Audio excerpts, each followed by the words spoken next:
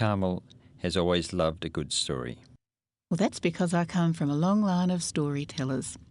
My great-grandmother told me of her childhood in Moonta, and my mother told us stories about growing up on the Kalgoorlie goldfields. My grandmother had a big black handbag, and in the bag she had a large money purse with a clasp that made a loud, satisfying click. As a child, I thought Grandma was very rich because the purse was full of lovely threepences and sixpences, and we were often given a coin to spend, even when we were young adults, and Grandma's memory was failing. My mother's stories were more along the line of cautionary tales. She would say, "You may be injected with a sedative and wake up to find yourself on a slow boat to China, the victim of the white slave trade." This was known among us girls as NSA. You'll never be seen again. Be aware. Carmel grew up in Caulfield, had a convent education, and graduated as a trained infant teacher from Toorak Teachers College. From the age of 6 until I was 20, I was in uniform, so it was a joy to dress up for my aunt's wedding and my debutante ball. She headed off to teach in the bush. My first school was at a small sawmilling settlement in Gippsland. I boarded on a local farm and learned to adjust to the challenges of country life.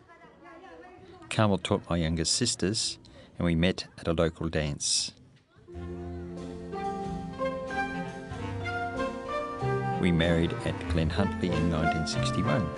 After our wedding, we drove to Horsham in our little black Volkswagen to begin our married life. After 10 years in rural schools in Wimmera and the northeast, we moved back to Melbourne, this time in a station wagon. Because our family had grown, we now had a boy and 3 girls. As the wife of a rural school head teacher in the 60s, life for a city girl with 4 young children presented plenty of challenges.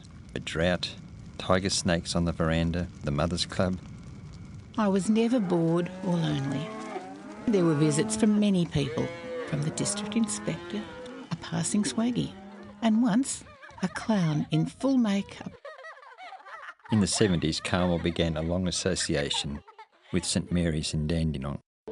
Yes, I'm the manager of Wellsprings for Women in Dandenong, where Carmel is a volunteer. She is an incredible inspiration to the women who are here, and Carmel is probably the most loved person, and she just contributes so incredibly generously. At her third and final attempt, and after 30 years at St Mary's, Carmel retired. Our children had done us proud. They were settled and secure in their homes and careers, and it was finally time for her to develop some of her own interests. But there was yet another challenge. After Rob recovered from a heart attack and bypass surgery, I encouraged him to fulfil his long-held dream. While I was in Kenya, Carmel was diagnosed with Alzheimer's disease. I seemed to be moving in smaller circles. I wasn't driving as far or as often. I'm a great reader. I haven't really been interested in any new books. Carmel has accepted this ultimate challenge, and since that diagnosis in 2001, she has written a book which is now nearing publication. She has written her story. They want to sort of do the Carmel, we don't want this to... And I say, I want to go out for dinner. I want to do something. I don't want to be poor Carmel. I don't want that.